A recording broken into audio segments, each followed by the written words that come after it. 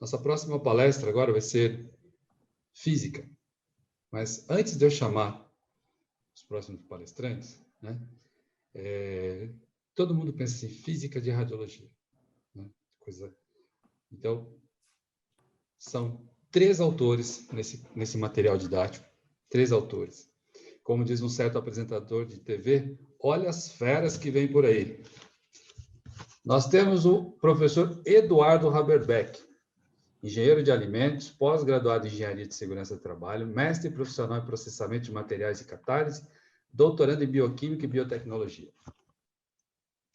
Professor Júlio César Bezerra Lucas, mestre em engenharia biomédica, especialista em história da ciência e ensino de física e engenharia clínica, bacharel e licenciado em física, docente do curso tecnólogo em radiologia.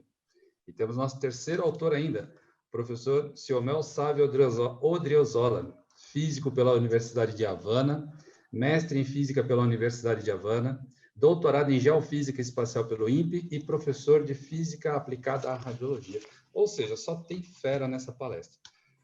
Eduardo, a sala é sua, fique à vontade. Nós vamos dividir a palestra em 3 partes, tá, gente? 3 participações. O professor Eduardo faz a abertura aí.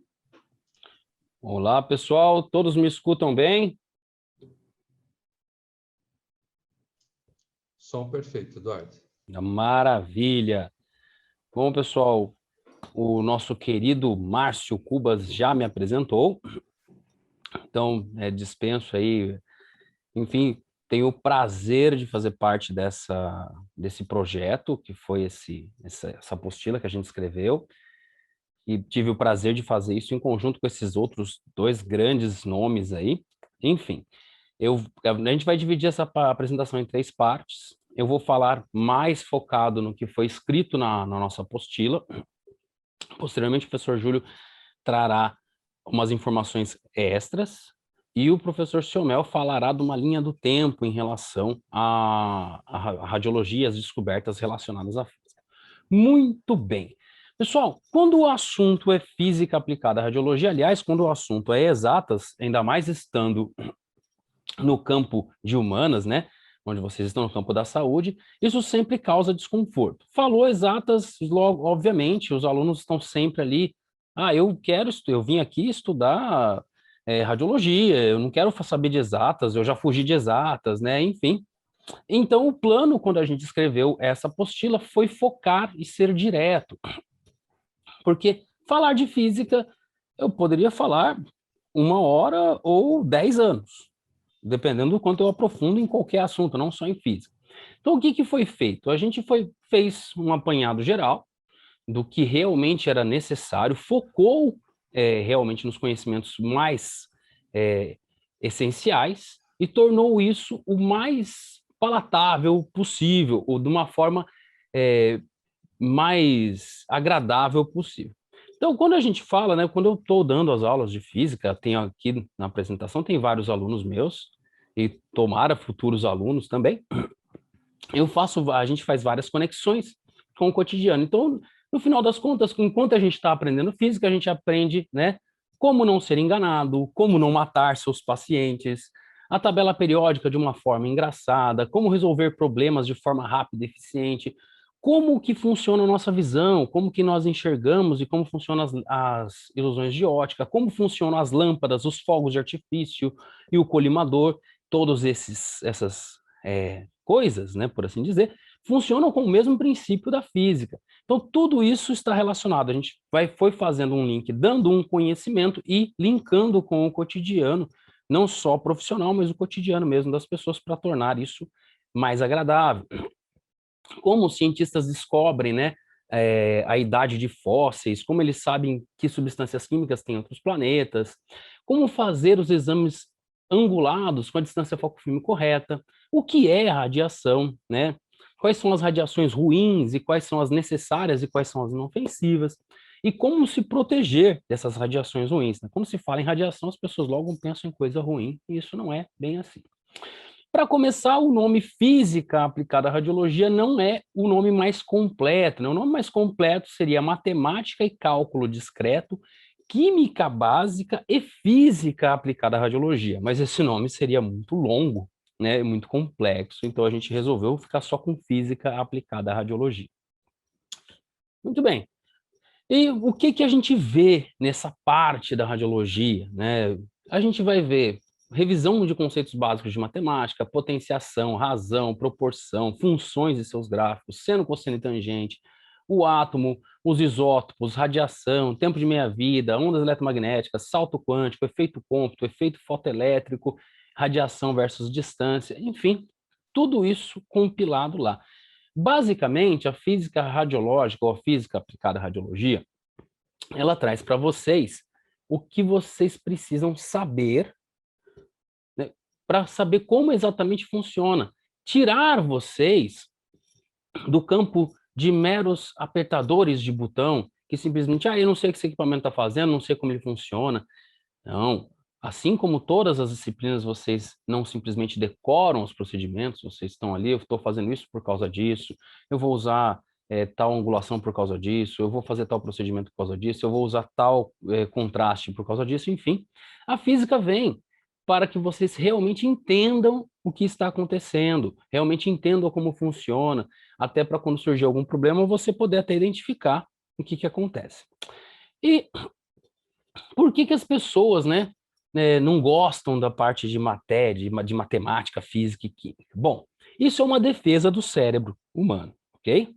Tudo que a gente não entende ou não vê utilidade, ou a gente esquece ou a gente não gosta. Isso é uma defesa natural do cérebro humano. O cérebro humano não pode lembrar de tudo que acontece. Então, o seu cérebro ele é programado, ele é bombardeado por informações todo santo dia, e, obviamente, ele guarda aquilo que ele vê utilidade, que ele gosta, que ele sente algum tipo de afinidade. Se não, ele descarta. Então, a memória é o que sobra depois que o esquecimento faz o seu trabalho. O esquecimento é necessário. Imagina se você lembrasse todas as vezes que você foi no banheiro, todas as refeições que você fez ao longo da sua vida, enfim. E quando vocês estavam aprendendo lá física, química e matemática nos anos base, muita coisa vocês não compreenderam ou acharam que não ia utilizar, portanto, o seu cérebro esqueceu. Simples assim. Muito bem. Então, esses conceitos vão ser necessários para quê? Né? Quando a gente for falar, né, de lembrar dessas partes de matemática, para que esses conceitos vão ser necessários? Bom, primeiro a gente vai ter que ir lá na matemática básica para poder trazer o aluno, né, nivelar o aluno para eu poder passar o conhecimento de física. A gente notou que em muitos momentos a gente já começava a falar de física e química assim que os alunos chegavam e os alunos estavam perdidos. Por quê? Nosso curso ele é depois do ensino médio, ele não é concomitante com o ensino médio. Então nós temos pessoas que estão fora de sala de aula há muito tempo, pessoas que vieram com uma base talvez não tão boa, enfim. Então a gente decidiu fazer primeiro uma base, nivelar os alunos, relembrar ou ensinar os conceitos básicos que de matemática que a gente precisa para que vocês possam compreender o restante. Muito bem. A gente começou, então, ali com a parte de diferenciar ponto e vírgula. A gente notou que muitos alunos não sabiam disso, mas existe, quando você escreve um número, você vai colocar pontos e vírgulas, e existe uma diferença. Basicamente, aqui no Brasil, quando a gente vai escrever um número, a gente usa os pontos para separar os milhares, ou seja, 1000, milhão, bilhão, trilhão, e a vírgula para separar decimal, ou seja, separar o número que está entre 0 e 1. Quando você vai falar que é uma coisa e meio, né? R$1,50, um sorvete e meio, tanto faz. Qualquer coisa que não seja um inteiro, você usa a vírgula. Isso em países de língua latina. Nos Estados Unidos, Inglaterra e etc., usa-se o contrário. As vírgulas separam os milhares e os pontos separam os decimais. Bom, e aí, professor? E daí? Não, às vezes eu escrevo ponto, às vezes eu escrevo vírgula, tanto faz. Não, não tanto faz, não. Vocês trabalham com equipamentos que muitas vezes são importados. Aliás, a maioria é importada. E muitas vezes o software de operação não foi traduzido. Então, se você escrever 1,5 em um equipamento importado, ele vai interpretar como se fosse 1500. Vai fazer diferença. Então, daí a gente primeiro dá esse conceito, né? Vocês vão notar que tudo que eu estou falando aqui, a gente falou o que e o porquê. O que e o porquê. Nessa apostila, nesse trabalho, nós, autores, nos preocupamos muito em focar. não simplesmente soltar uma informação. Você vai aprender isso da matemática por causa disso, isso da física por causa disso, isso da química por causa disso. Bom, aí a gente lembra de um pouco de potenciação. Nossa, de novo, meu Deus do céu, para que eu vou fazer isso? Gente do céu, eu tô aqui para tirar raio-x, fazer tomografia, fazer ressonância magnética. Eu não estou mais preocupado com isso aí, não quero aprender, não. As potências, elas são muito importantes porque a gente usa as potências para escrever números muito grandes ou muito pequenos de forma resumida. Como assim? Por exemplo, o 1000, milhão, bilhão, em vez de escrever 1, 0, 0, 0, 0, 0, 0, eu posso escrever 1 elevado à terceira, à sexta, à nona, à 12ª potência. E, posteriormente, essas potências, 10 elevado a 1, a 2, a 3, a 4, a 5, a 10, a 20, isso foi trocado por símbolos. Professor, você falou aí que essa coisa de potência, notação científica, isso serve para escrever números muito grandes ou muito pequenos de forma resumida. É exatamente para isso que ele serve, para escrever números muito grandes ou muito pequenos de forma resumida. Pessoal, quem quiser fazer qualquer pergunta, eu posta lá no chat ou, né, qualquer coisa, abre o áudio e me pergunta. Fiquem à vontade, ok? E o que eu quero mostrar? O que a gente quer mostrar para vocês quando a gente vai nessa parte de potência? Tá? A intenção é aqui que eu falei para vocês, como não matar os seus pacientes. Quando vocês estão acostumados a falar coisas como quilômetro, quilograma, kilobyte, né, kbyte, megabyte, gigabyte. Vocês lá no hospital, no ambiente da saúde, vocês vão conviver com unidades como mililitro, microlitro, micrograma, miligrama, enfim. Ah, que bom. O Bruno está falando que voltou a estudar aqui a potência na radiologia.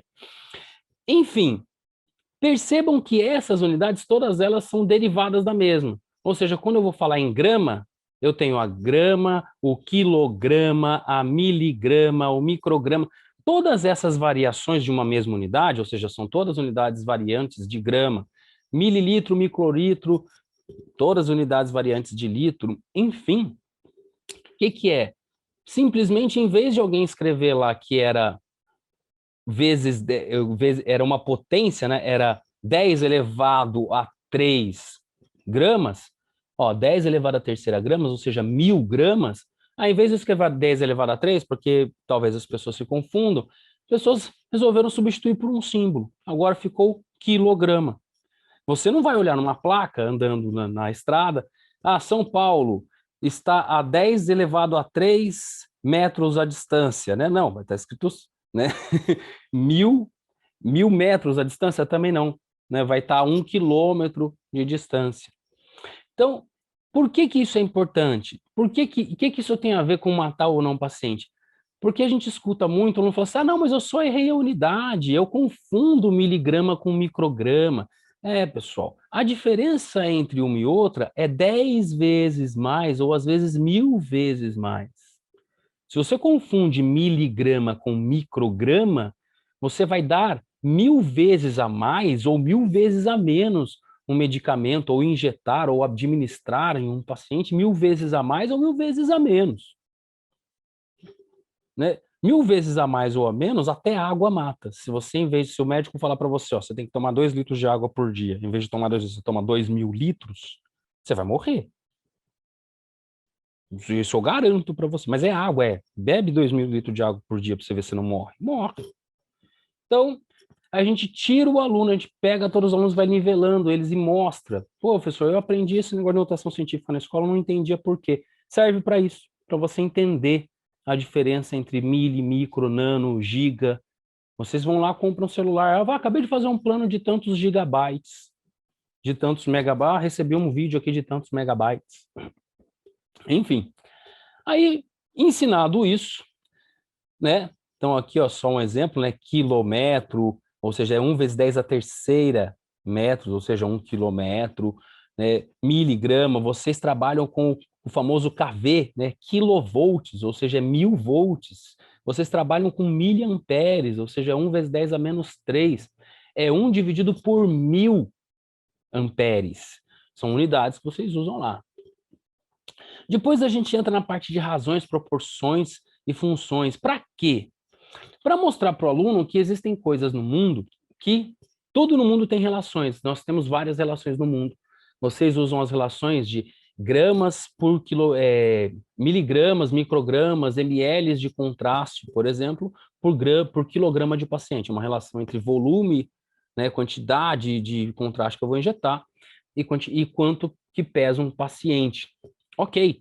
Essa é uma relação linear, ou seja, quanto mais pesado o paciente, mais eu injeto, quanto mais leve o paciente, ou seja, quanto menos peso ele tem, menos eu injeto. E o cérebro tende a achar que tudo no mundo é assim, se aumenta tanto aqui, vai aumentar tanto ali. Mas existem coisas que não são lineares, que é o caso, por exemplo, da dose de radiação que eu recebo e a distância que eu estou do equipamento. Então, de novo, a gente aqui não quis entrar e nem vai entrar em cálculos complicados, pedir para o aluno escrever gráfico, fazer gráfico, não. A questão aqui é mostrar para o aluno que existem coisas no mundo que têm relações lineares e tem coisas no mundo que têm relações que não são lineares, relações exponenciais, logarítmicas.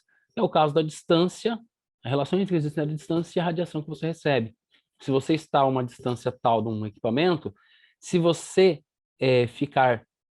tiver o dobro de distância, o cérebro da gente tende a entender que se eu estou aqui, eu estou recebendo tanto de radiação, se eu ficar o dobro de distância, eu vou receber metade. Não. Ou se eu estou aqui, eu me aproximo, eu vou receber o dobro de radiação. Também não. Essa relação não é linear. Tem que usar gráfico, tem que usar fórmulas para tanto. E também aqui nessa parte a gente ensina a parte de conversão de unidades, usando regra de 3 simples, composta, inversa, enfim, que vai auxiliar vocês tanto na hora de fazer contas, tanto no seu cotidiano, quanto na parte de dentro do exercício da sua profissão.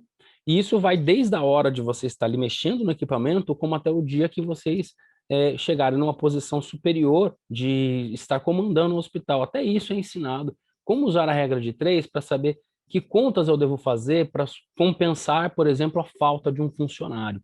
Isso também é explicado nessa parte, razão, proporção, regras de 3. Bom, feito isso, a gente entra num campo muito interessante. Isso aqui foi um dos grandes desafios desse trabalho.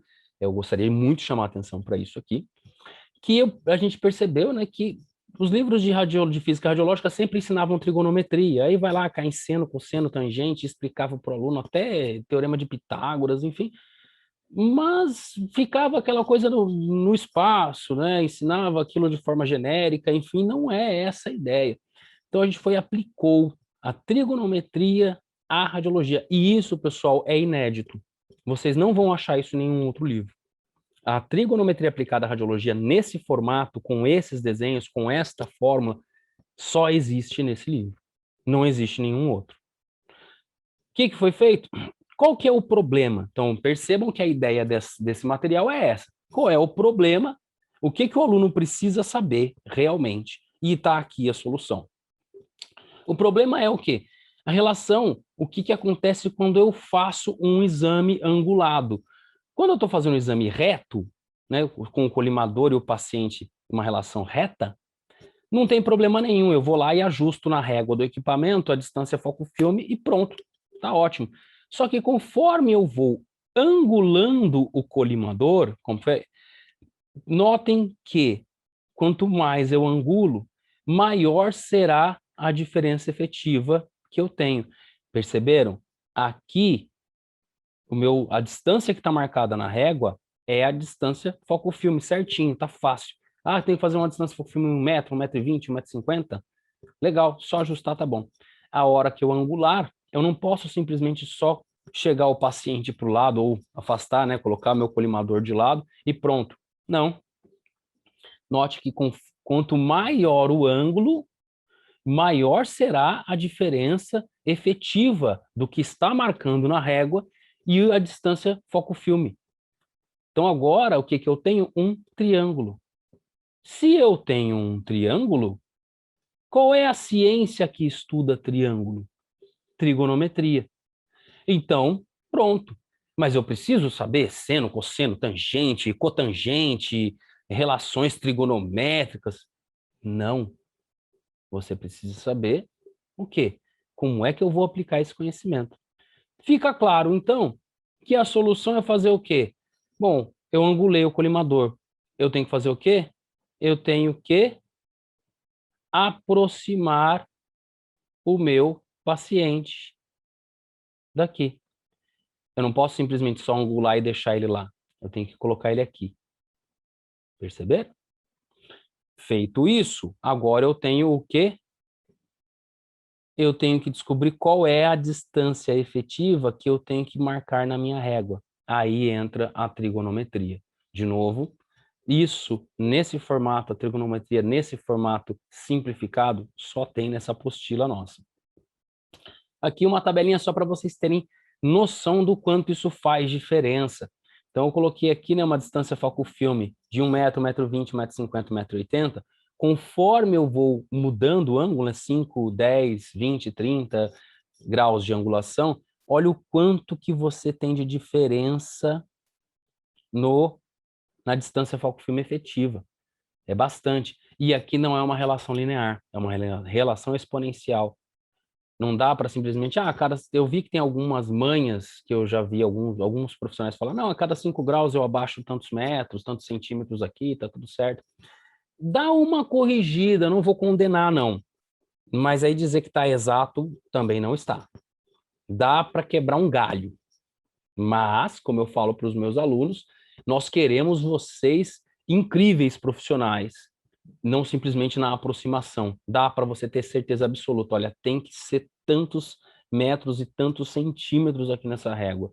E tá aqui a fórmula, faz assim e tal.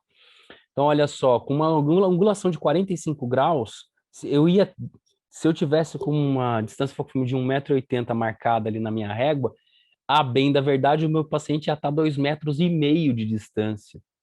É muita diferença. É muita diferença. Então, você não vai ter uma qualidade de exame garantida. E, basicamente, a gente vai lá na trigonometria, pega só o que precisa. Alguém mandou alguma mensagem aqui. Espera aí. Esse não é o mestre na radiologia. Não sou mestre na radiologia, eu sou mestre só na física. Obrigado, Maria Isabel. Enfim, pegamos lá só o que realmente importa. Então, eu fui lá na trigonometria, olhei qual é a fórmula que eu vou precisar. Eu vou precisar de uma fórmula que relacione este lado de um triângulo, este ângulo aqui, que é o ângulo que vem no prontuário de vocês, o ângulo do exame, e este lado do triângulo, que é a hipotenusa. Pronto. Eu vou lá, não preciso ensinar todas as fórmulas de trigonometria para o aluno. Eu vou ensinar só o que tem. Qual é a fórmula que tem? Que fala, que usa este ângulo, este lado, que é conhecido como cateto adjacente, e este lado, que é conhecido como hipotenusa. É o meu querido e amado cosseno. O cosseno do ângulo do triângulo, deste ângulo do triângulo, é igual ao cateto adjacente sobre hipotenusa. Bom, mas aí também não ia ficar legal só ensinar desse jeito para o aluno. A gente foi e traduziu essa fórmula para um termo mais legal para o aluno. Então ficou o quê? O cosseno do ângulo do exame, que está lá no prontuário, é igual ao quê? Distância perpendicular, essa distância que o que é marcado na régua, a gente deu o nome de distância perpendicular, sobre distância foco-filme. Pronto. Perceba, pegamos só o que precisa. Incisivo, curto, reto, objetivo, legal.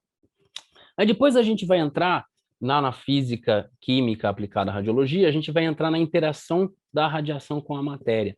Para isso, a gente precisa explicar para o aluno os átomos.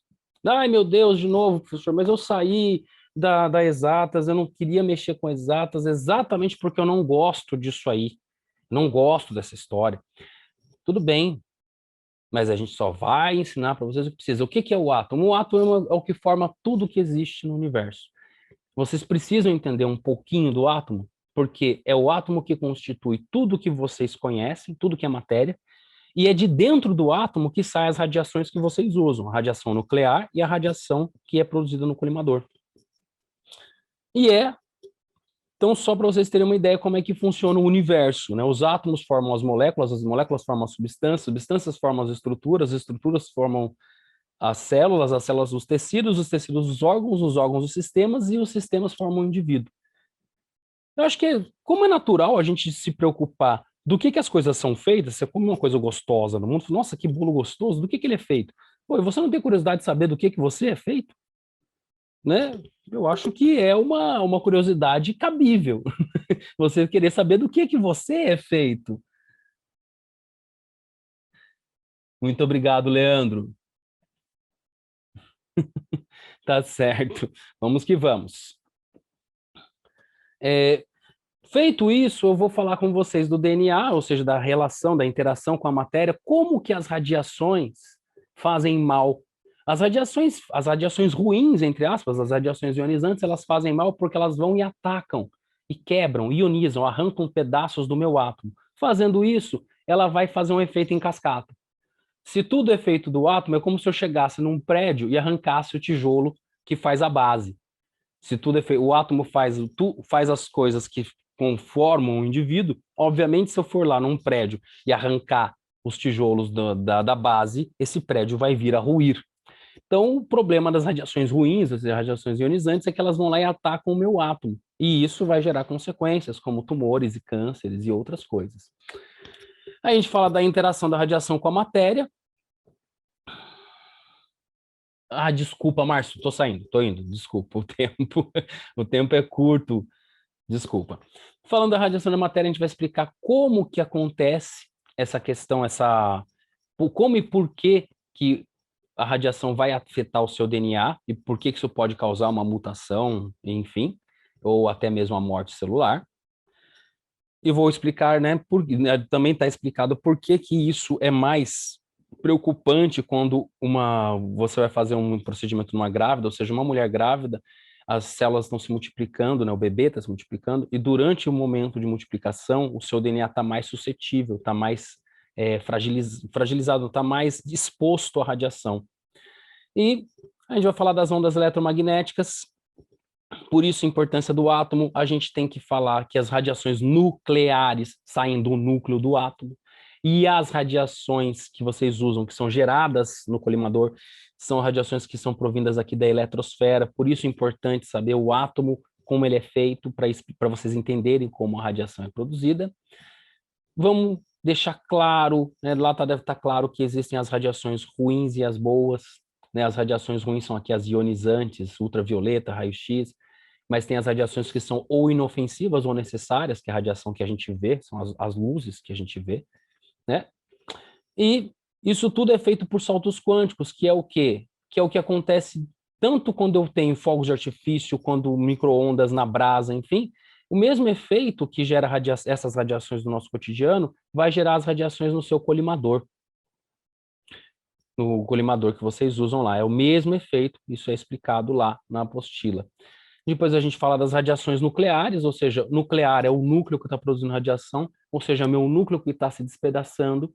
E a gente também entra no conceito de que, para deixar claro para o aluno, que não é toda a radiação, não é todo o composto químico que solta radiação. Existem os radioativos, que são realmente perigosos, e tem o mesmo irmãozinho gêmeo dele, o césio, tem o césio que solta radiação, e tem o césio que não solta radiação.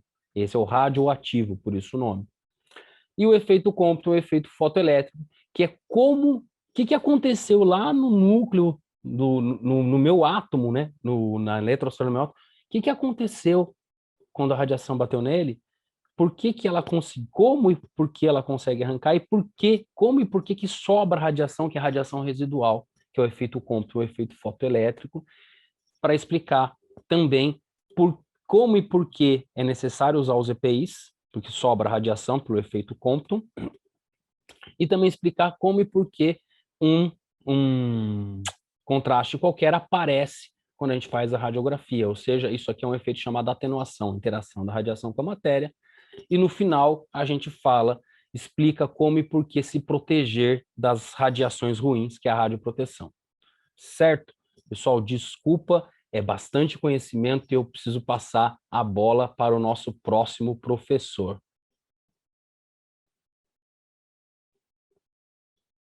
Professor Júlio? Opa, boa tarde, professor Desculpa Eduardo. aí roubar um pouco do seu tempo, que o conhecimento é muita coisa. É isso, professor. O senhor pode. Essa apresentação foi excelente. Quero parabenizá-lo aí, professor Eduardo. Muito obrigado. E uma boa tarde a todos, a todas aí presentes. Agradecer também o colega Alexandre Araújo pelo convite, né, para esse terceiro congresso aqui, fascinante.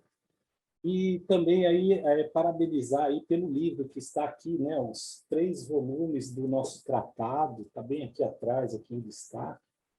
E esse tratado que foi feito com muito carinho, né, e organizado pelo professor Alexandre Araújo, no qual aí os feras presentes aí, né, todos que estiveram de manhã e agora à tarde, e muito feliz também, galera, em poder contribuir com esse material no volume 2, junto com o professor Eduardo, o professor Silmel, uma alegria mesmo, viu, gente? E a minha parte aqui, né, declaro que não há conflito de interesse, né? E assim como os colegas físicos, Eduardo e em breve o Sionel, né? Eu sou físico também, né, gente? E eu gosto sempre de brincar um pouquinho, porque a radiologia, que a gente ama, gosta, ensina, ela, sem a física, ela fica capenga, né? Fica faltando. Então, a física aplicada à radiologia vai explicar todos aqueles fenômenos, né, de produção de raio-x, interação, como o colega Eduardo falou, e toda a formação da imagem, né? E eu brinco também que a radiologia sem a física é aquele cinema que você vai com a namorada, o namorado sem a pipoquinha. Aquele namoro sem um beijinho. Lá em Recife, né, o carnaval sem o frevo. Lá em Minas, um cafezinho com leite sem pão de queijo. Então, fica faltando alguma coisa, né? Então, a física está aí para preencher esse espaço aí, né, gente? Então, a física é bastante importante, ela está presente em todas as modalidades que a gente estuda, de formação de imagens, como foi falado em ressonância, a radioterapia tem os conceitos físicos, a hemodinâmica. Então, todos esses processos de formação de imagem, tratamento, processos em hemodinâmica, todos eles têm que ter uma base física. E é por isso que a gente estuda física, né? Para dar essa base, né? Eu gosto de fazer uma enquete sempre no começo da primeira semana de aulas, né? Que eu sou docente, e o meu sonho ainda é um dia chegar. Pessoal, levante a mão quem gosta de física, tem boas lembranças. Eu ainda tenho o sonho de 95% da turma levantar a mão e falar, eu gosto, né? E os outros 5%, professor? 4% seria que não chegou ainda na sala, né? E 1% seria aquele que, professor, eu não tenho boas lembranças, não, fiquei meio traumatizado, né? Tá? Então, ainda a gente chega lá, viu? Mas é importante, diferente da física, aquela física do ensino médio que a gente estudava, a física aplicada à radiologia vai fazer muito mais sentido, né? Faz muito mais sentido, porque você alia os conceitos de física com a prática clínica, a prática do seu dia a dia, né? E falar de equipamentos, falar de máquinas, acessórios, todos têm algo em comum, que é o uso dos princípios físicos, tá? Então, essa abordagem hoje, eu vou dar um destaque aqui, iniciando a nova RDC 330, que ela se baseia em 3 pilares. O primeiro, aí à sua esquerda, Programa de Garantia de Qualidade, que eu vou comentar um pouquinho hoje. O do meio, Programa de Educação Permanente. Isso aí está relacionado à palestra do professor Carlos André e do André em Ressonância, a importância do treinamento contínuo da equipe, né? Então, a reciclagem da equipe, tanto na ressonância, na tomo, na hemodinâmica, tudo requer reciclagem, conhecimento contínuo, novas tecnologias que são agregadas ao parque tecnológico do hospital, né? E aí, do lado direito, aí, o programa de proteção radiológica, no qual o professor Márcio Cubas, né, abordou a proteção e a importância desse treinamento anual. explicar para a equipe todos aqueles procedimentos de proteção, uso de colimadores, tem que ser reforçado, porque a gente quer uma qualidade de imagem com menor dose de radiação possível. Então, tudo isso está misturado aí, né? O meu destaque aqui, gente, é falar sobre um pouquinho da RDC no sentido que os equipamentos devem ser mantidos em condições adequadas de funcionamento. Qualquer deterioração na qualidade das radiografias deve ser investigada imediatamente. Tá? Então, isso é um dos princípios para evitar repetição de exames, por exemplo, que todo mundo perde com isso. E uma novidade que veio com a RDC são as instruções normativas. E ela veio separada por modalidade. Então, nós vamos ter a 52, raio-x, mamografia 54, tem para fluoroscopia hemodinâmica também, para tomografia, e as novidades são, tem para ressonância magnética a partir de dezembro deste ano, tá? E tem para ultrassonografia também a partir de dezembro deste ano. Essas instruções normativas, o foco é exatamente fazer com que os equipamentos tenham segurança elétrica e garantam níveis aceitáveis de exposição à radiação, qualidade da imagem. Tá? Então, para isso, tem que ser feitos testes de aceitação, para que, nesses testes, os resultados mostram-se dentro de parâmetros aceitáveis para aquela máquina.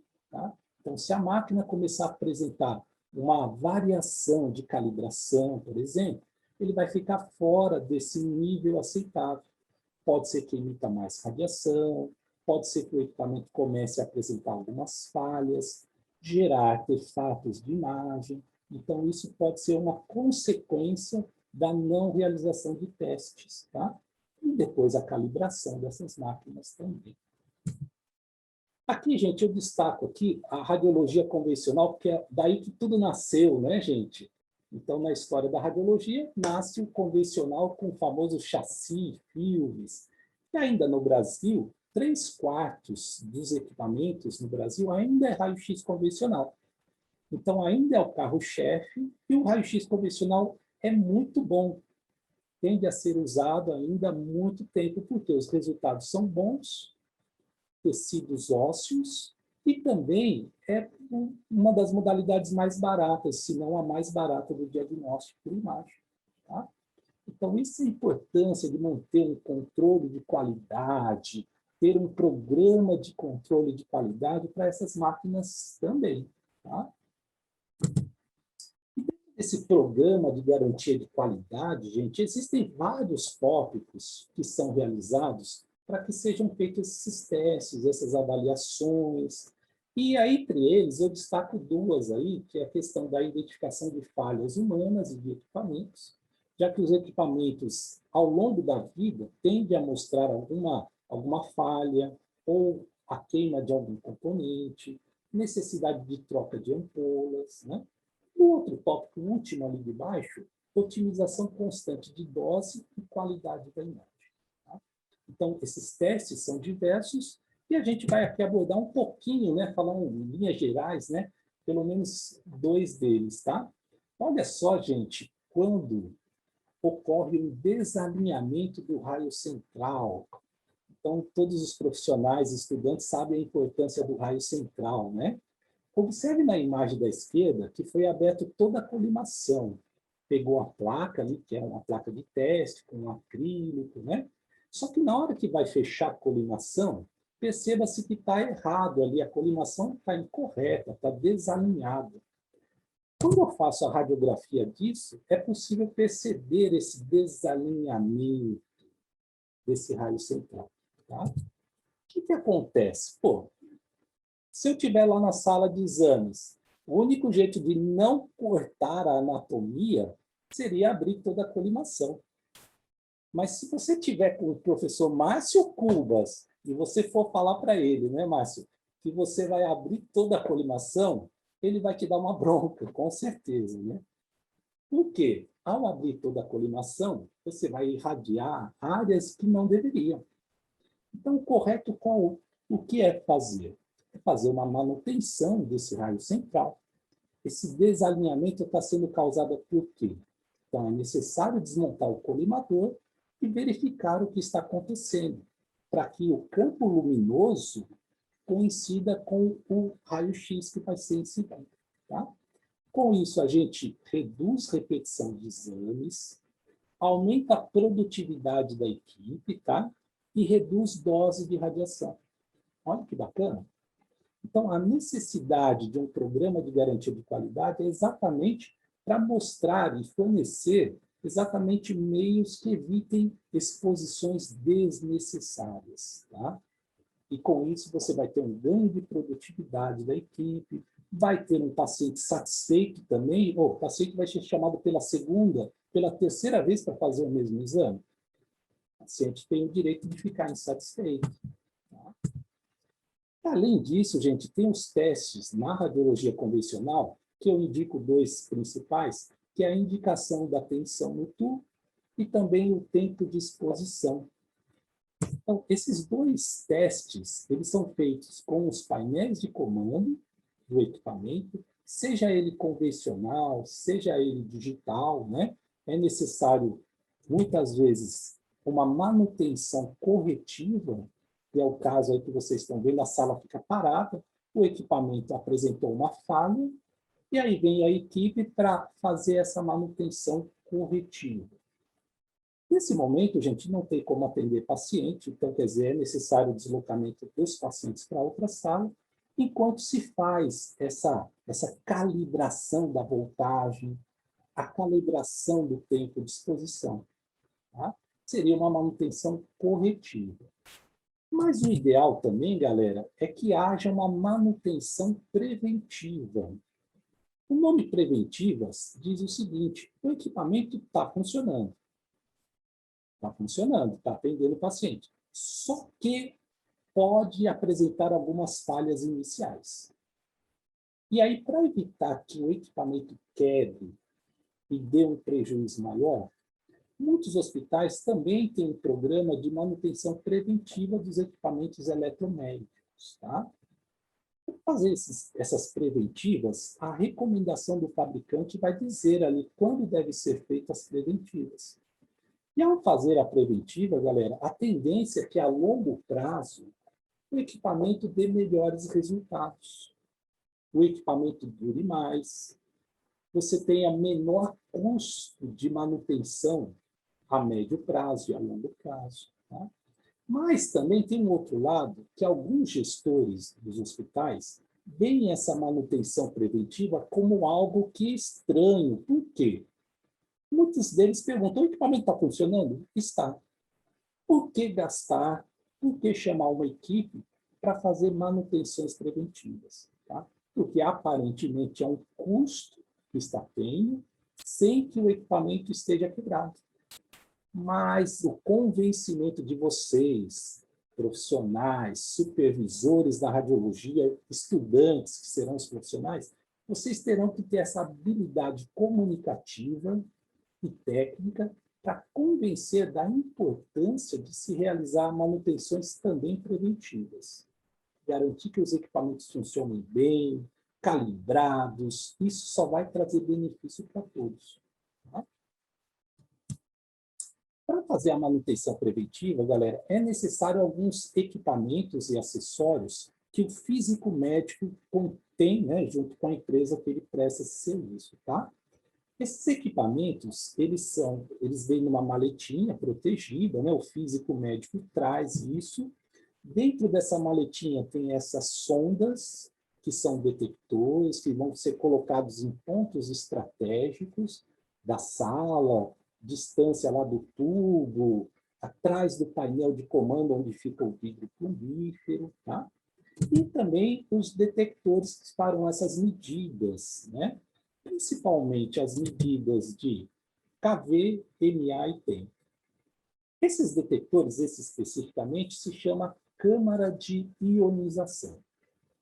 Ela vai medir a quantidade de energia, calcular o KV que está chegando nesse sensor, nessa sonda que está aqui, fazer essa captura e comparar esses resultados com os resultados que estão lá no painel de comando.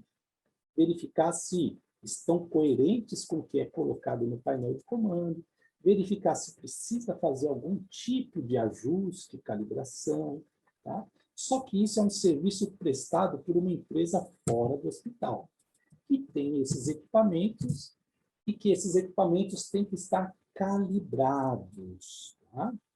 Esses equipamentos passam por calibração em empresas específicas, que garante que essas leituras que estão aí, né, mili-Reutig, Reutig por minuto, sejam valores corretos, tá? Então, é para isso que é necessário a calibração do próprio sensor. O resultado disso qual é, galera? Eu coloco aqui um esqueminha interessante, ó, o agendamento da clínica radiológica aqui em cima, né? Então, a clínica radiológica agenda a verificação do equipamento. A física médica vai até o local, verifica a validade da calibração do equipamento. Então, por exemplo, as empresas que fazem esse serviço têm que garantir que os sensores, a câmara de ionização estejam calibrados. Estão calibrados? A gente realiza aqui no item 3, realização das medidas de KV, tempo de exposição, e faz um relatório disso, né? Esse relatório, o que contém esse relatório? Todos os dados de leitura em pontos estratégicos da sala de exames. Por exemplo, esse relatório aqui, galera, eu vou tentar ampliar aqui para nós. Esse relatório ele vai mostrar para nós o resultado antes da realização da calibração, tá? Então, antes da realização, ó, eu fiz o preenchimento de um relatório com os dados do equipamento, bonitinho, o local, os valores medidos aqui embaixo de 60 kV, 70, 80 kV, a camada semi-redutora aqui em cima, a exposição obtida em miligray, a dose, que é a segunda coluninha aqui, a dose, e aqui embaixo tem um croquis da sala de raio-x. Nesse croquis, eu vou colocar os pontos que foram realizados a leitura. Tá? Tudo isso é preenchido primeiro numa planilha, em papel e caneta, e depois a gente vai fazer os testes, voltando aqui, né? Vou aqui analisar os valores, aqui na penúltima linha, análise dos novos valores de validação. Elaborei um relatório. Esses valores são aceitáveis? Se esses valores forem aceitáveis, isso é, eu fiz o relatório, está nos níveis de dose, de radiação, KV, tempo de exposição aceitáveis. Estão aceitáveis? Sim. Confecção do documento do relatório final, que é onde esse relatório vai ser encaminhado para a clínica, para o hospital, e isso é um documento que o hospital vai guardar, provando para as instituições como vigilância sanitária, se for necessário, que foi feita uma verificação desse equipamento. Vamos supor que os valores medidos não estão aceitáveis, então é necessário voltar com a setinha aqui no novo agendamento da calibração. Então, é necessário fazer a calibração novamente, e aqui eu vou realizar, depois da calibração, eu vou realizar novas medidas, após a realização da calibração. Essas novas medidas do mesmo equipamento, tudo bonitinho, com os valores de dose, agora a gente já consegue daqui a pouco comparar esses valores de dose, perceber que são valores menores do que a anterior, tempo de exposição, KV, camada semi-redutora, exposição em miligray. Fazemos algumas observações sobre o equipamento e um croquisinho aqui sobre as medidas realizadas. E aqui, gente, a relação de KV e dose de radiação, o antes em azulzinho, o depois em laranja, aí que vocês estão vendo. Então, vocês percebem que, fazendo uma calibração, um controle de qualidade, nós podemos ter um ganho que não é visível a olho nu, mas é um ganho que é importante, que é a redução da dose de radiação. Importante a calibração dos equipamentos para reduzir dose, a durabilidade das ampolas depende também, e reduzir custos, né, gente? E também a qualidade da imagem, né? A importância de manter um programa de garantia de qualidade que dê um embasamento e que forneça qualidade do seu trabalho. E sempre, né, gente, quando se fala em ionizante, o professor Eduardo comentou, né, a questão de a preocupação da dose e também o equilíbrio com a qualidade da imagem. Então, é como se fosse essa balança de dois pratos que nós temos que equilibrar as forças. Queremos qualidade, mas não podemos ter muita dose. Temos que equilibrar a dose também. Daí que você deve usar os protocolos recomendados. Então, todo aquele protocolo em tomografia, protocolo em raio-x com a tabela já no painel de comando e etc.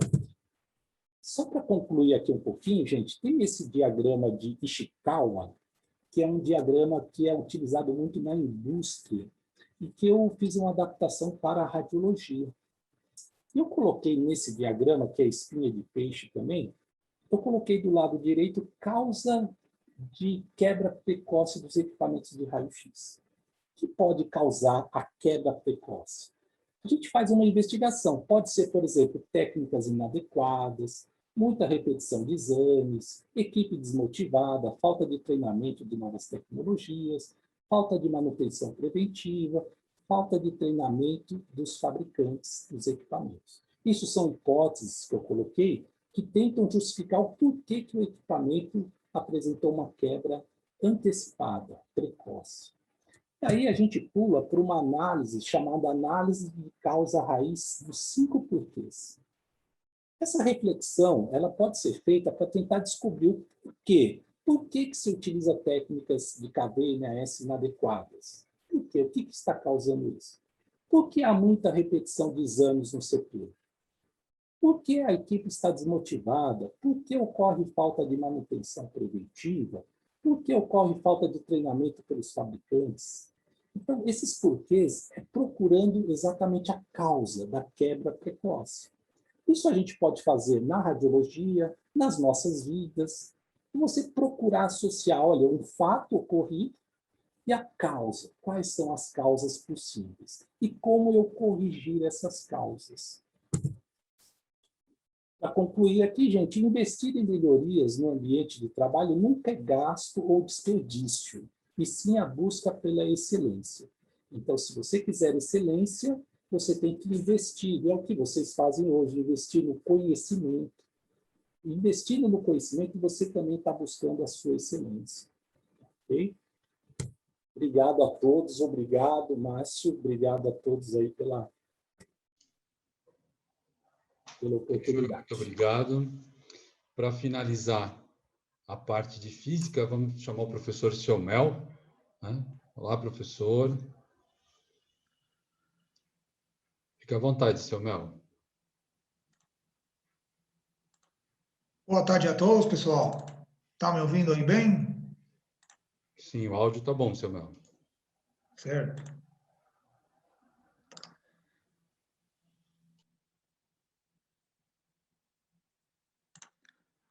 Bom, pessoal, então, boa tarde a todos aí, agradecendo o professor Márcio, Alexandre Araújo, coordenador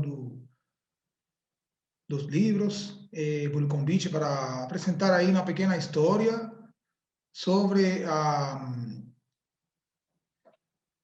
relação entre as grandes descobertas da física e a imagenologia em geral. Então, o tema seria aí o desenvolvimento da imageologia médica e as grandes descobertas da física. Então, tenho apenas 10 minutos aí para falar de muita coisa, mas vou tentar falar devagar para ser entendido, obviamente, que é o objetivo aqui, né? Que vocês consigam entender algo.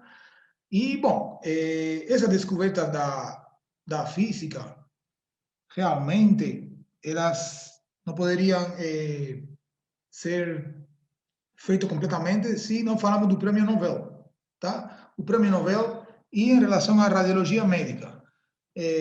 Bom, o Prêmio Nobel surgiu por Alfred Nobel, que foi um magnata do desenvolvimento do armamento em meados do século XIX. Alfred Nobel ele descobriu a dinamita, fez uma patente nos Estados Unidos em 1870 e pouco, e a partir daí ele se enriqueceu muito.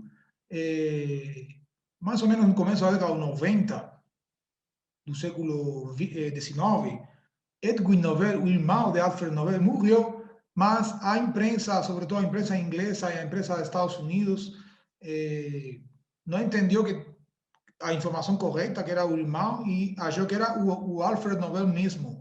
E os obituários foram muito ruins, falando que o cara tinha se enriquecido com a morte e a ferida dos demais, né? Porque a dinamita é uma arma de destruição. Embora ele ganhou bastante pela venda da dinamita para fazer novas minas, explodir grandes quantidades de matéria para a enorme desenvolvimento da infraestrutura, sobretudo nos Estados Unidos, como o ferrocarril, né, na expansão para o oeste e o centro dos Estados Unidos. A dinamita foi muito vendida e ele virou um cara super rico. Mas, obviamente, ele era lembrado pela parte negativa da guerra, né, da influência dos armamentos. Aí ele, então, decidiu reverter essa situação. O que ele fez? Ele falou, bom, eu, quando morrer, a maioria, se não todo, o dinheiro que eu consegui ganhar com a guerra, né, que tanto me criticaram, eu vou investir em uma fundação, a fundação chamada Nobel vai premiar os principais avanços da ciência. E assim foi que surgiu o Prêmio Nobel em 1901. Especificamente, em relação à radiologia, existem 14 prêmios Nobel, 6 em física, embora tenha outros 3 prêmios que foram otorgados a pesquisadores que tiveram alguma relação com a radiologia, sobretudo a ressonância magnética nuclear. Foram também otorgados 4 prêmios em química e 4 em medicina e fisiologia. Lembrando que os prêmios Nobel são em química, física, medicina e fisiologia. Depois veio o prêmio Nobel em economia, prêmio Nobel em literatura e o último que foi o prêmio Nobel da paz. Então, é otorgado para a Sociedade Acadêmica de Artes e Ciências da Suécia, indicado por uma nomeação. Qualquer um pode nomear a outra pessoa para o prêmio Nobel e a Academia Sueca decide aí quem vai ser o ganhador. Obviamente, dependendo do peso, da importância que tem a pessoa que faz a nomeação, aí tem, então, maior peso esse candidato e seria levado mais em conta pelos acadêmicos da Suécia, que são os que, no final, otorgam o prêmio. O prêmio, atualmente, são 250.000 coroas suecas, que mais ou menos, em dólares estadunidenses, está em torno de $280.000. E, bom, dentro do prêmio de medicina, eu queria destacar aí que foi o último prêmio em relação com a radiologia médica, que foi em 2003, para Peter Malfi e Paul Lautenberg, e precisamente por a imagem por ressonância magnética. Embora eu não vou mencionar todos os prêmios em medicina, vou só me focar nos prêmios em física. Vale destacar o prêmio em 1979 para Gottfried Hopfield, descobridor da tomografia computadorizada em 1971. Ele fez o aparelho em 1971 de tomografia computadorizada e o prêmio em medicina foi otorgado para Hopfield. Mas eu vou focar mais na parte dos prêmios Nobel em física. O primeiro prêmio Nobel foi, obviamente, a descoberta do raio-x por Wilhelm Conrad Röntgen em 1901. O último prêmio em relação à radiologia foi, como eu já falei, em 2003. Tem outras curiosidades interessantes. Por exemplo, Edgar Moniz, ele ganhou um prêmio Nobel em 1949 em medicina por a leucotomia pré-frontal. É uma prática que já está proibida, porque é uma prática muito invasiva, eticamente é incorreta, e mesmo assim ele foi otorgado, naquela época não se achava que era assim, e foi otorgado o prêmio Nobel. Porém, ele é o pioneiro em radiologia intervencionista e em angiografia cerebral. Por essa descoberta, por esses avanços em essas duas disciplinas aqui, não foi otorgado o prêmio Nobel. Foi por algo que realmente já está proibido de fazer. Mas são apenas curiosidades que eu quero mencionar aqui. E também o Joseph Robert, que recebeu em 1995 um prêmio Nobel da Paz por desarmamento nuclear, pela ajuda, a intervenção que ele fez aí no acordo entre Estados Unidos e União Soviética, que naquela época eram os 2 países com maior arsenal nuclear. Porém, ele fez importantes contribuições para estudar os efeitos biológicos da radiação no ser humano. Então, chegando aqui na linha do tempo, o primeiro prêmio, como eu falei, foi para Röntgen, pela descoberta do raio-x em 1901. Logo seria 2 anos depois para Henri Becquerel, Pierre e Marie Curie, pela radioatividade natural. Um pouco mais afastado no tempo, 1939, já começando a Segunda Guerra Mundial, o Lawrence, por a descoberta do ciclotron. Logo seria o Otto Stern, pela descoberta e a medição, primeira medição, medida do momento magnético do próton em 1943. Ele foi indicado em 1943 e ganhou, obviamente, o prêmio já em física em 1944, pela Segunda Guerra Mundial. Foi dos poucos anos que o prêmio Nobel não foi otorgado a uma cerimônia oficial por conta da Segunda Guerra Mundial, que nesses momentos no centro da Europa estava muito complicada essa situação. Já em 1944, o Rabi, que foi o descobridor de ressonância magnética nuclear em matéria isolada, usando feixes moleculares, e finalmente aí o Purcell e Bloch, que descobriram a ressonância magnética na matéria condensada. Tem outros 3 prêmios mais recentes, mas não foram por as contribuições que esses pesquisadores fizeram aí na radiologia. Embora eu vou destacar 2 deles aí no final da minha apresentação. Então, aqui temos uma foto de Röntgen, em 1901, ganhou o prêmio Nobel pela descoberta em 1895, o dia 8 de novembro. Assim, uma descoberta maravilhosa que eu falo nas minhas aulas, como ele descobriu o raio-x. Ele está segurando aí na mão um tubo de Krups, que era um instrumento muito utilizado naquela época, sem desvalorizar para nada a Röntgen.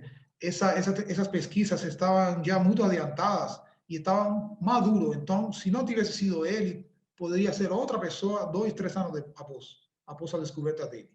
O dinheiro desse prêmio ele doou integralmente para a Universidade de Würzburg, onde ele trabalhava no sul da Alemanha, na região de Baviera. Recusou-se a registrar qualquer tipo de patente. Isso é muito importante, pessoal, porque isso ajudou o espalhamento incrível dessa descoberta. Ele abriu mão da patente e abriu mão do dinheiro do prêmio. Então, assim, por conta de abrir mão da patente, já um ano após, tinha se escrito 49 livros em radiologia, em tentar reproduzir o que ele fez, foi completamente reproduzível, e mais de 1.200 artigos em revistas científicas. Na apresentação dele, no final de dezembro, ante a Sociedade Médica da Universidade de Würzburg, ele fez uma demonstração que deixou as pessoas assim com o queixo boca aberta, assim, quando viram essa radiologia que ele fez em tempo real. Entre 70 pessoas que estavam assistindo a apresentação, ele pegou um cara aleatório e pediu para colocar a mão, faz mais ou menos um tempo de exposição de 12 minutos. Então, a primeira radiologia foi a mão da Berta, a esposa de Röntgen, e a segunda radiografia foi a mão de um dos membros da Sociedade Médica. Quando ele mostrou essa foto em tempo real, todo mundo ficou assim, ó, maravilhado, porque ninguém tinha visto com esse detalhe onde dá para ver o anel de casado do médico que colocou sua mão, dá para ver bem aí as estruturas do osso. Já então, seguindo no tempo, 2 anos após, o Henri Becquerel, Pierre e Marie Curie foram os premiados pela descoberta da radioatividade natural, sendo que o termo radioatividade é originário de Marie Curie. Ela foi a criadora desse termo. Essa descoberta da radiação foi feita primeiro por Becquerel. Ele pegou sais de urânio, ele colocou essas sais de urânio expostas ao sol e viu que as sais de urânio impregnavam um filme fotográfico sensível naquela época. Ele foi motivado a fazer isso pela descoberta de Röntgen, na verdade, que tinha sido um ano antes. Porém, ele tentou depois colocar essas sais de urânio sem pegar o sol dentro de uma gaveta em uma região escura, e mesmo assim descobriu que as sais de urânio também impregnavam a lâmina fotográfica. Então, ele decididamente concluiu que não era nenhuma radiação solar e não era nenhuma radiação visível, que era algo invisível e efetivamente era a radioatividade. Já na parte de Pierre e Marie Curie, sabendo dessas observações de Becquerel, eles começaram a tentar isolar em um minério chamado Pechblenda, que abundava no sul da Alemanha, começaram a tentar isolar material radioativo. Assim descobriram dois elementos químicos, o rádio e o polônio, em 1898. Pessoal, só para você ter uma ideia, levou 4 toneladas de peixe-blenda. Eles transportavam em sacos. O laboratório de Pierre e Marie Curie estava em Paris. Então, tinha que ter investimento para pagar todo esse transporte, pagar essa mineração. Foi utilizado 40 toneladas de químicos corrosivos e 400 toneladas de água. Em 4 anos de trabalho muito braçal, um trabalho mecânico de ter que esmagar a pedra, né? A peixe-blenda é uma pedra dura, tem que esmagar, colocar em poeira, fazer todo um processo químico aí para obter apenas 1/10 de grama, 0,1 gramo de cloreto de rádio puro. E o cloreto de rádio puro, ele é brilhante em todo momento. Não precisa bater a luz para você ver aí que ele está irradiando constantemente. Então, por essa descoberta da radioatividade natural, eles três receberam o Prêmio Nobel em 1903. Vale destacar aqui essa personagem incrível que é a Marie Curie, a primeira mulher que pegou o Prêmio Nobel em Física e a primeira e única mulher e homem que pegou o Prêmio Nobel em Física e Química. Em Química, especificamente, em 1911, pela descoberta do rádio e o polônio. Mas também ele implementou, junto com a filha Irene, isso está muito claro aí no filme da Netflix, Radioactive, que está sendo exibido aí nessa plataforma. Ela se mobilizou para pedir orçamento para fazer a primeira máquina de radiologia móvel, e o que evitou milhares de amputações desnecessárias e complicações após ferimentos dos soldados da frente, os soldados franceses da frente na Primeira Guerra Mundial. Então, isso foi em 1914, aqui está ela dirigindo, ela foi para a frente, pessoal, aí está no filme bem clarinho, assim, pegar barro, pegar chance de ter sido morta uma confrontação, e fez inúmeros raios-x, e o que evitou maiores traumas para os soldados daquela época. Também Marie Curie visitou o Brasil. Ela esteve em Belo Horizonte, esteve em São Paulo, e aqui está uma foto em Rio de Janeiro, em 1926, com a filha aqui, e ela aqui já mais madura, uma mulher já que estava em 1926 no ápice da carreira dela. Inclusive, em 1934 foi que a mulher brasileira teve o direito a votar. E em 1926, em honor a Maria Curie, olha como era a influência dessa pessoa, teve um Estado brasileiro que permitiu, excepcionalmente, o voto da mulher em um dos estados brasileiros, não sei se foi Minas Gerais ou foi São Paulo, por a visita, em honor à visita dela nesse ano. Depois, bom, o Ernest Lawrence descobriu o ciclotron em 1939, um aparelho pequeno, esse é o tamanho do aparelho, mais ou menos 60 centímetros, 40, 60 centímetros de diâmetro. Ele permitiu a produção de radioisótopos artificiais devido a um bombardeamento de átomos estáveis. E isso foi de muita utilidade na radioterapia e na marcação por radioisótopos, porque até esse momento os radioisótopos eram obtidos de forma natural. E aí, com essa invenção do ciclotron, ele, usando campos magnéticos e campos elétricos, conseguiu acelerar partículas a muita energia sem ter que usar um kV tão alto, e com essas partículas de alta energia conseguiram penetrar a eletrosfera, ou seja, essa camada de elétrons rodeando o núcleo do átomo, e com essa penetração no núcleo atômico ele conseguiu dividir o núcleo atômico, produzir novos radioisótopos artificiais. Também está a parte negativa. Com isso também é possível enriquecer urânio e fabricar armas nucleares, a bomba atômica especificamente. Então, todo tem a parte ruim e a parte boa. Já o momento magnético do próton foi descoberto por Otto Stern em 1943, foi dado o Prêmio Nobel. O momento magnético, pessoal, é uma propriedade que tem todas as partículas do átomo, os elétrons. Já tinha sido descrito o momento magnético, não quero entrar aqui em detalhe, mas imagine que você tem uma carga girando em torno do próprio eixo. Essa carga aqui girando em torno do próprio eixo vai gerar uma corrente elétrica. Essa corrente elétrica gera um campo magnético. Esse campo magnético eu estou aqui representando com essa barrinha aqui, similar a um ímã. A cor azul representando o polo norte, a cor vermelha representando o polo sul. Então, ele conseguiu medir o momento magnético do próton, e também foi o primeiro a dizer que os átomos que têm número de prótons e nêutrons ímpar são os que têm um momento magnético nuclear resultante diferente de zero. Então, aí no caso do hidrogênio, por exemplo, nitrogênio, flúor, cloro, lítio, todos eles têm números ímpar de prótons e nêutrons, ou seja, 1, 7, 3, 5, 9, 13 e por aí vai. Se tem um número par, o momento magnético resultante vai ser zero. Tá? Obviamente, em um campo magnético externo, esses momentos magnéticos, esses pequenos ímãs associados a cada próton e nêutron, vão a se alinhar com o campo magnético. Isso foi o princípio de ressonância magnética nuclear, descoberto por Rabi, e cujo prêmio Nobel foi em 1944. Ele usou a técnica de feixe molecular, mediu e descreveu corretamente o fenômeno de ressonância magnética nuclear em 1938. Usou um composto de cloreto de lítio. O cloro tem 7 prótons e o lítio tem 3 prótons. Então, tem um número ímpar de prótons. Aí, quando somam com os nêutrons, também dá ímpar.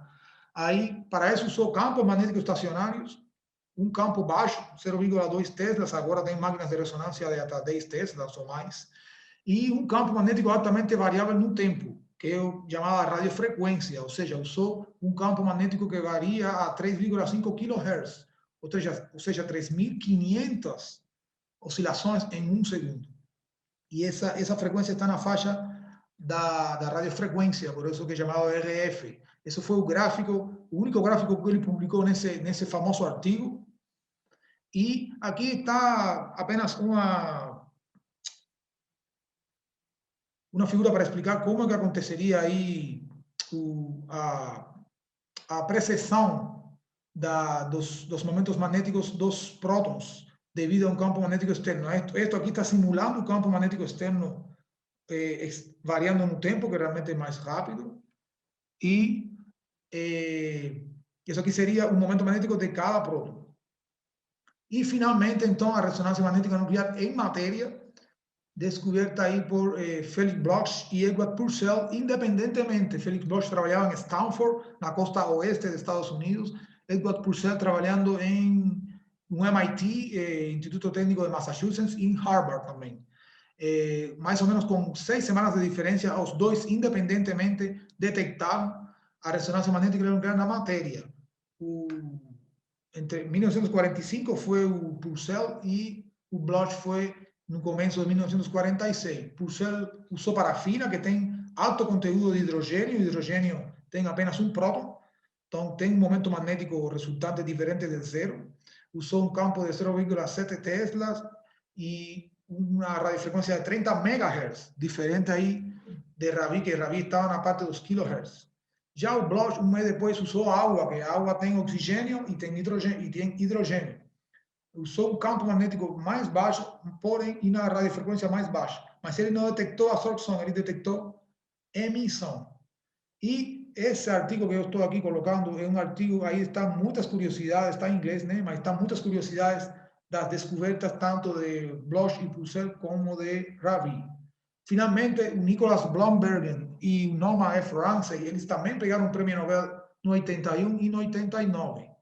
Eles pegaram o prêmio Nobel por outras descobertas que eles fizeram, contribuição, por exemplo, para a espectroscopia láser, no caso de Nicholas Blomberg, mas Nicholas antes trabalhou com Purcell e fez importantes aportes para o relaxamento na rede de spin e como isso influencia na detecção da ressonância magnética nuclear, que é uma coisa complicada, naquela época muito fraca o sinal da ressonância magnética nuclear. E, finalmente, Ramsey, em 1989, pela invenção de campos oscilatórios e o uso de massa de hidrogênio e outros relógios atômicos. Porém, ele foi também orientado por Rabi, e Ramsey foi o primeiro em desenvolver a teoria dos deslocamentos químicos, que explica como a eletrosfera dos elétrons influencia na detecção do momento magnético dos prótons dentro do núcleo do átomo. Como conclusão, já para fechar, eu queria só destacar que no começo do século XX apareceram questionamentos essenciais da física clássica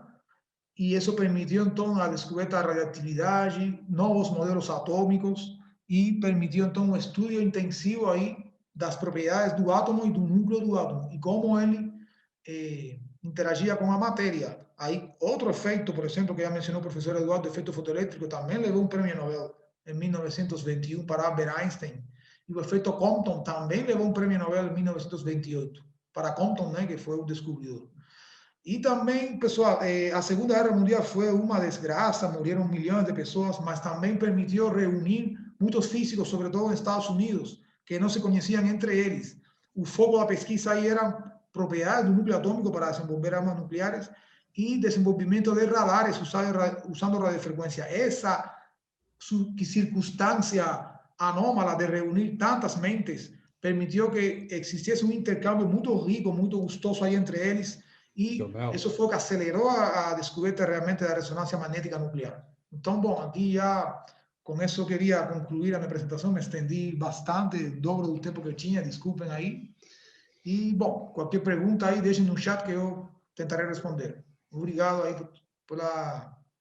pelo convite. Samuel, muito obrigado. Obrigado aos professores de física.